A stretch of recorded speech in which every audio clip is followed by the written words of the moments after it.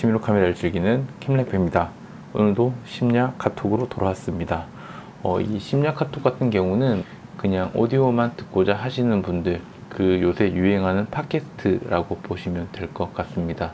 저는 전문적으로 영상을 하는 사람이 아니고 취미로 즐기는 사람이기 때문에 혹시나 전문성이 부족하다고 한다면 여러분들이 댓글로 남겨주시면서 커뮤니케이션을 하면 오히려 더 즐거운 콘텐츠가 되지 않을까 생각을 합니다. 풀프레임 미러리스 시장만이 살아남았냐에 대한 부분에 대해서 여러분들과 가볍게 이야기를 나눠보려고 합니다. 예전에는 일단은 돈이 없으면은 풀프레임은 사기 힘들었다고 저는 생각을 하거든요. 제가 학생 때 그 돈을 정말 차곡차곡 모아서 니콘의 D70 DSLR을 샀었거든요.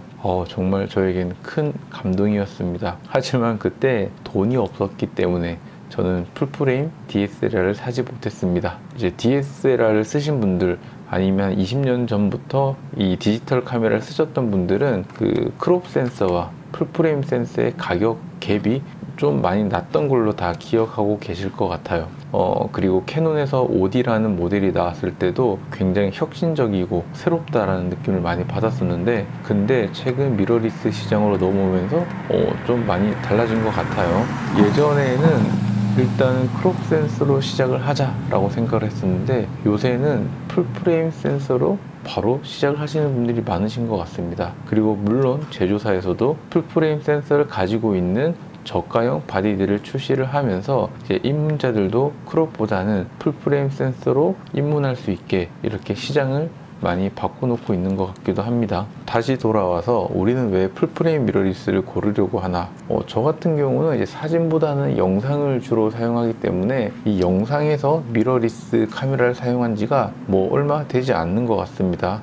저는 전문 지식이 없긴 하지만 예전에 영화를 촬영할 때도 그 슈퍼 35mm 규격으로 촬영을 많이 했다고 하더라고요. 다시 말하면 크롭 센서로 영화를 많이 촬영을 했었다. 현재 시네마 카메라들도 크롭 센서 정도로 촬영을 하고 있다 라고 알고 있거든요. 근데 그거는 이제 아예 다른 세계라고 생각을 하고 1인 창작자들, 그리고 취미로 하시는 분들은 역시나 한 200~300만 원대 바디를 사용할 수밖에 없겠죠. 왜 이렇게 풀프레임 미러리스를 고집하냐 라고 생각했을 때 예전과 달리 환경이 많이 바뀌었다고 생각이 듭니다. 첫 번째로는 아까 말씀드렸다시피 제조사에서부터 이미 저 스펙으로 풀프레임 미러리스 카메라들을 출시를 하고 있기 때문에 선택의 폭이 생겼다라고 저는 생각이 들고, 두 번째로는 그 심도라고 생각을 합니다.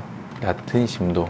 이 말이 무슨 말이냐? 풀프레임 미러리스를 쓰게 되면 얕은 심도를 가져갈 수 있다는 건 제 채널을 보시는 분들은 다 아시겠지만 그 콘텐츠를 소비하는 매체, 즉 이 스마트폰이 발달함에 따라 예전에 비해서는 이 작은 화면으로 영상을 봐야 하는, 이 결과물을 봐야 하는 시대로 변하고 있는 것 같습니다. 그러다 보니까 이게 그냥 촬영했을 때보다는 시각적으로 자극적이거나 뭔가 달라 보일 수 있는 효과를 낼 수 있는 건 배경 흐림이라고 생각을 합니다. 이 작은 화면에서 배경 흐림을 보려면 밝은 달렌즈들을 많이 써야 되고, 그렇게 아웃포커싱을 내면서 효과를 내야지 내 결과물 아니면 이 콘텐츠가 조금 더 개성 있고 달라 보이는 듯한 이런 느낌이 나기 때문에, 그렇기 때문에 이 풀프레임 미러리스를 고르면서 심도 때문에 선택하시는 분들이 많지 않으실까, 이렇게 생각을 해봅니다. 그리고 세 번째로는 저예산으로 이 콘텐츠를 만들거나 결과물을 만들어 내시는 분들에게는 그 소품이나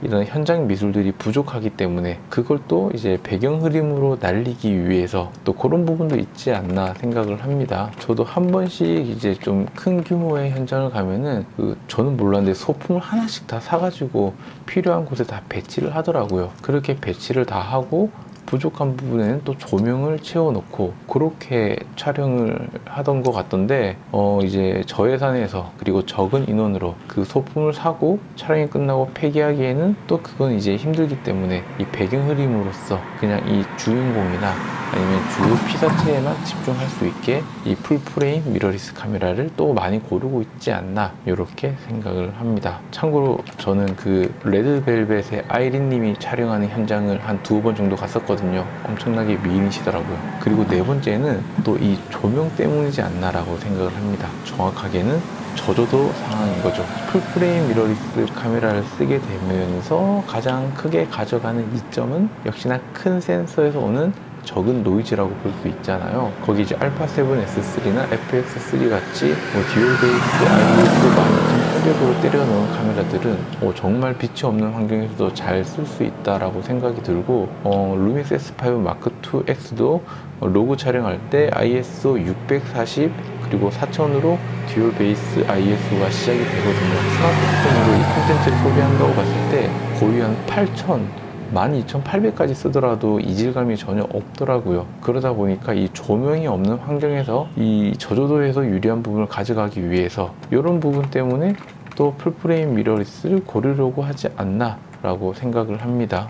그리고 다섯 번째로는 렌즈 때문이라고 생각을 하는데요. 파나소닉 같은 경우는 마이크로 포소드랑 그리고 풀프레임 뷰거를 가지고 있고, 그리고 소니, 캐논, 니콘 같은 경우는 크롭 바디와 그리고 풀프레임 바디 이렇게 두 종을 출시를 하고 있고, 그리고 렌즈도 크롭용 렌즈, 풀프레임용 렌즈도 출시를 하고 있지만 이 카메라의 성능을 그대로 내기 위해서는 결국 풀프레임 렌즈를 써야 된다고 저는 생각을 합니다. 그리고 이 풀프레임용으로 나온 렌즈들이 워낙 탄탄하게 나와 있고 스펙도 고스펙이고, 그러다 보니까 이 크롭 센서보다는 풀프레임 바디를 써야지만 이 렌즈의 성능과 화각을 모두 제대로 쓸 수 있지 않나, 또 그런 생각이 들더라고요. 번외로 후지 같은 경우는 크롭 센서와 중형 센서 두 가지로 나오고 있고, 렌즈 자체도 풀프레임에 대응하는 크롭용 렌즈로만 출시를 하고 있잖아요. 그래서 후지는 조금 독자적인 노선을 가고 있다고 생각을 하는데, 어찌됐든 풀프레임을 쓰는 이유는 렌즈 자체도 풀프레임에 훨씬 더 집중되어 있기 때문에 더 풀프레임을 쓰지 않나 라고 생각을 합니다. 그리고 저 같은 경우는 마이크로 포서드의 센서를 가지고 있는 바디를 사용을 하고 있잖아요. GH6. 이 마이크로 포서드는 조금 다른 것 같아요. 센서의 크기가 작다라는 건 있지만 렌즈의 설계 자체가 풀프레임 환산을 토대로 만들어지고 있습니다. 풀프레임에 대응하는 렌즈를 그냥 공유하는 게 아니라 그냥 애초부터 렌즈가 풀프레임 환산으로 쓸 수 있게 이렇게 모두 다 설계가 되어 있거든요. 그래서 마이크로 포서드를 제가 좋아하는 이유 중에 하나이기도 하고, 이게 중간에 걸쳐가는 다리와는 조금 다른 느낌이 있는 것 같습니다. 그리고 또 풀프레임 미러리스를 고집하는 이유는 뭐가 있을까요? 장비를 좋아하는 또 우리나라 사람의 특징? 혹시 이런 것도 있지 않을까요? 저 같은 경우도 장비를 좋아해서 이렇게 취미로 하고 있긴 하지만 이런 카메라뿐만 아니라 다른 것들도 그렇고, 특이하게 우리나라 사람들은 이런 고가의 장비를 좀 좋아하는 것 같아요. 물론 이제 아니신 분들도 있지만 저는 좀 이제 고가의 장비를 좋아하는 편이긴 하고, 그리고 팬데믹이 생기면서 이게 조금 더 양극화가 된 것 같아요. 어설프게 돈을 쓸 바에는 차라리 더 좋은 거에 한 방에 투자하자, 이런 문화도 조금 생긴 것 같은데, 그래서 또 이 풀프레임 시장이 더 확대가 되는 게 아닌가 싶기도 합니다. 캐논 같은 경우는 EOS R8, EOS R6 Mark II 정도로 이제 200만원에서 300만원대로 풀프레임 바디를 사용할 수 있고, 소니 같은 경우는 알파7 마크 4와 그리고 알파7C 그리고 ZV-E1 정도로 풀프레임 바디가 지금 시중에서 많이 판매되고 있는 것 같고, 니콘 같은 경우는 이제 Z6나 그리고 이번에 Z8이 새로 발매가 됐죠. 니콘도 지금 풀프레임 시장에서 굉장히 열심히 달리고 있는 것 같습니다. 제가 어떤 데이터를 봤는데 일본에서 이번에 Z8이 출시되면서 거의 베스트에 들 정도로 거의 순위권에 올라왔더라고요. 니콘의 미러리스의 약진, 그리고 파나소닉 같은 경우는